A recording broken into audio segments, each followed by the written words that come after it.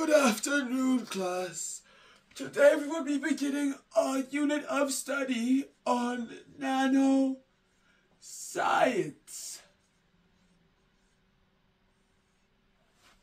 Nanoscience is the study, manipulation, and engineering of matter on the nanometer scale, which is 1,000,000 times smaller than a millimeter. More specifically, we will be studying nanobiology, which is the biological application of nanoscience. I hope you are as excited as I am to begin this unit of study. For the next 3 weeks, you will be expected to hand in a weekly dissertation on nanoscience. At the end of this 3-week period, you will also have to submit a 10-page essay on the topic at hand. Oh, I can't believe I need to sit here and listen to this old geezer ramble on and on for hours at a time. And what is he on about? 3 dissertations and a 10-page essay? Put him in a home. He's already lost his mind. I swear the only people they have teaching these classes went to school with most of the people we're studying. Blah, blah, blah, blah, blah, blah, blah. Blah, blah, blah, blah, blah, blah. Blah, blah, blah, blah, blah, blah. Blah, blah, blah, blah, I can't stand his blah, voice. blah, blah, He blah, just blah, talks blah, so slow. blah, blah, blah, blah, blah, Makes me wanna... blah, blah, blah, blah, blah, blah. I just wanna close my eyes for a bit Blah, just blah, blah, blah, blah, blah, blah. to get back to it. Blah, blah, Get blah, back to blah, it blah, later. blah, blah, blah, blah, blah. Hey, wake up. Hey, you know I don't tolerate sleeping in my class. What? Hello? Adam, wake up. Come on, you know how I feel about people sleeping in my lectures, huh? And plus, learning about the wonders of nanoscience. Like, how could you not be awake and excited, huh? I mean, who wrote this, by the way? Maybe this would put you to sleep, huh? Anyways, for those of us who weren't asleep, I hope you're ready for another one of Mr. A's exciting classes, huh? What? Am I dreaming? What do you mean you're Mr. A? Mr. A's like 80. I don't know. I don't think he's looked this young in what, like 40 years? Like what? Well. Looks like someone's full of jokes today, huh? You were just sleeping and do you some good to pay attention in class and save those questions for later. Plus, talking about 80. Do I look old to you? I'm barely 35. Kids these days, huh? No one else seems to find this weird. I guess I'll listen for now. Maybe he'll finally say something worth remembering. All right now, class. So you may be wondering, why is it important that we study nanoscience? Are nanoparticles really that important? Like, we're working with matter and substances at scales that are so small we can't even see it with the naked eye. Is it really that important? To put into scale, our millimeters are 1 × 10⁻³ meters. Nanometers, yes, are 1,000,000 times smaller than this. So they sit at a scale of 1 × 10⁻⁹ meters. And those are really tiny. And when we work with particles in matter at such a tiny scale, we have interesting interactions that we can exploit to our own benefit. To see this, we are going to look at spheres. More specifically, spheres of matter and spheres of specific substances, and see how we can use that to our benefit. So, as we know, the equation for the volume of a sphere is 4/3πr² cubed. My apologies. Even teachers make mistakes sometimes, huh? The equation for the area is 4πr². Now, if we make a ratio of area to volume, we obtain the following equation. 4πr² over 4/3πr³ is equal to area over volume. So, we can factor out some equations here, and we obtain that we can cross out the 4's. Our pi's also cancel out, and our radius cancels out on top. And as we know, when we divide, by a fraction, we switch the terms to a multiplication. So we end up with 3 over r is the ratio of area to volume. But what does this tell us? Again, math probably isn't all our strong suits. We can see here that essentially, as the radius is going to decrease, our area is going to increase. So, this is easily exploitable with nanoparticles because the radius of nanoparticles is significantly smaller than any other particles we'll be looking at with the same mass and density. However, because the radius is so small, our area is going to be significantly larger than anything we can even look at. Isn't that cool? So you may be asking yourselves, what is the purpose of all this? Like, sure, it's cool to work with matter at such a small scale and engineer nanoparticles, but at the same time, how is that going to help us or benefit us in our day-to-day lives? Well, for that, I have a quick demonstration. This is a brain. Well, not really. You guys can obviously tell it's a balloon. But at the same time, it's what it represents that's important. This can be a brain. It can be a kidney. It can be a liver. Or it can be any other organ that's in a usually difficult to reach place. Now, traditional treatment for diseases in places like these is like this here toothpick. Sure, it gets the job done, but at the end of the day, we can see that a lot of damage has been left in its wake. But the question still remains, how can we apply this principle of nanoscience to nanobiology?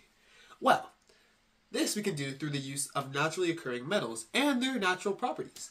So, take silver for example. Silver is an excellent antibacterial agent.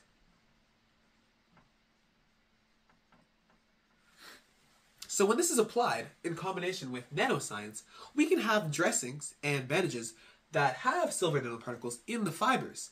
This means that this antibacterial property is extended throughout those fibers and allows for bandages and dressings to be changed with less frequency and also be more effective compared to normal ones.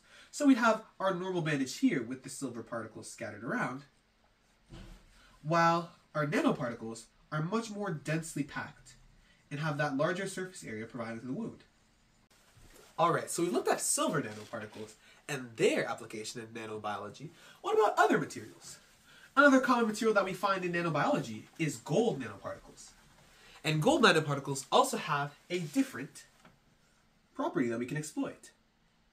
So, gold nanoparticles are often used as biosensors. So what that means is that they are scattered around the bloodstream, and through certain frequency lighting, we are able to see very clear images of tumors, for example, or areas of the brain that aren't usually accessible, and other areas of the body that aren't usually accessible. So they'll be scattered throughout the bloodstream, bing, bing, bing, and through that light, we'll be able to gather very clear images of those areas. Another thing we can do with gold is the destruction of tumors. Destruction of tumors.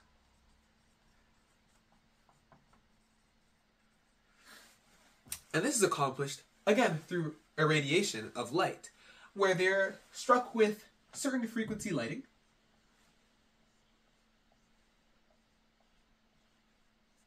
And this causes localized heating, which is able to destroy tumors with less invasive processes.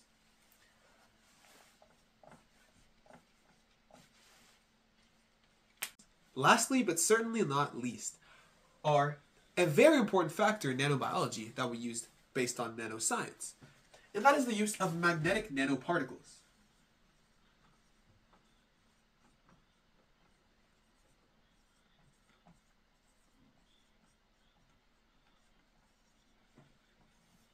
Now, what makes these so important compared to other nanoparticles is their magnetic properties. So say we have a human body and a brain inside that body.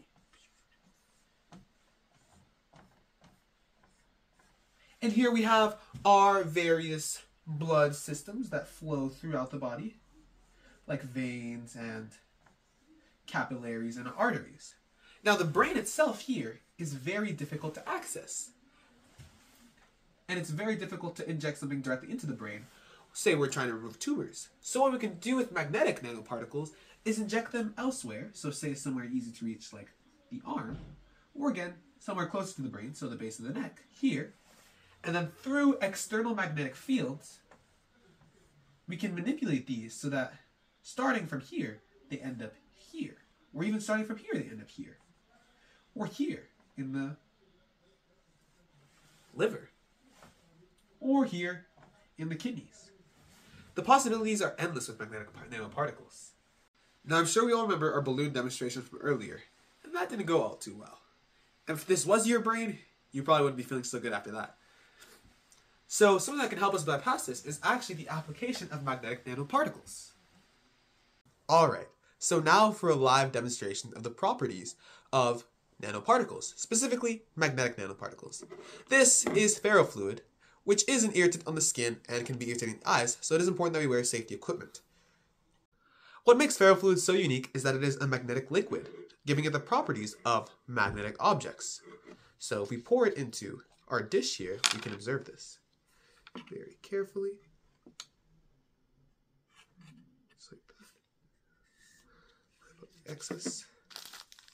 Here we have a magnet, and we're able to see that with an external magnetic field, the ferrofluid rises to the top to reach the magnet. As we see here, it's even jumping up as high as 1 to 2 inches and able to reach this. You can see it's being sucked up there. And then it stays on that magnet. Very interesting. We'll put this back in here. We can dispose of that later.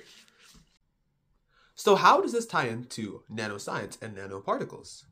Or more specifically, the applications of nanoparticles in nanobiology? Well, let's close this up first. As we have discussed earlier, we have such things as magnetic nanoparticles. And we see how magnetic liquid is affected by an external magnetic field. Now, with nanoparticles, what happens is those are directly into the bloodstream, or injected directly into the bloodstream.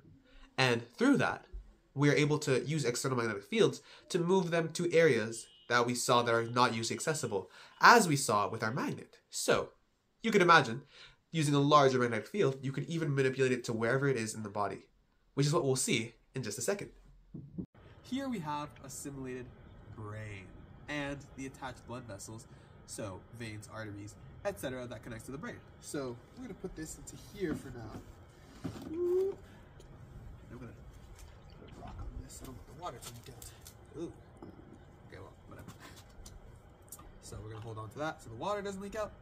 And here we have our ferrofluid, still connected from earlier, and a guest star, a fly. Anyways. So, as I said earlier, we can use these nanoparticles to reach areas that are usually difficult to reach through conventional means. So, what we can do here is take this magnetic fluid and put it into our simulated blood vessels. Put a little bit more. Oof.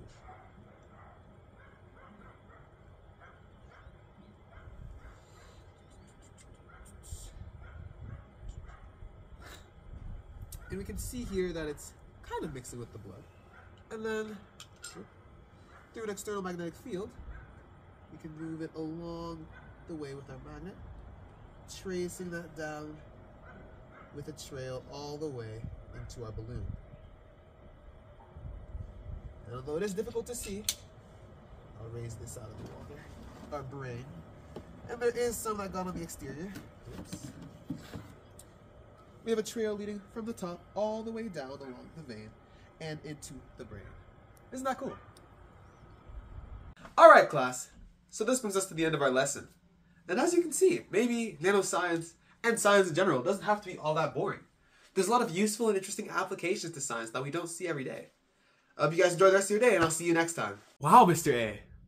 I never thought I'd find the day where I said this to you. But that was an awesome class. Why can't we have you like this every day? Oh, anyways, I'll see you later. Alright, class. I hope you all enjoyed your lecture on nanoscience and are excited and ready to submit your dissertations this Friday. Hold on. Adam, are you sleeping in my class again?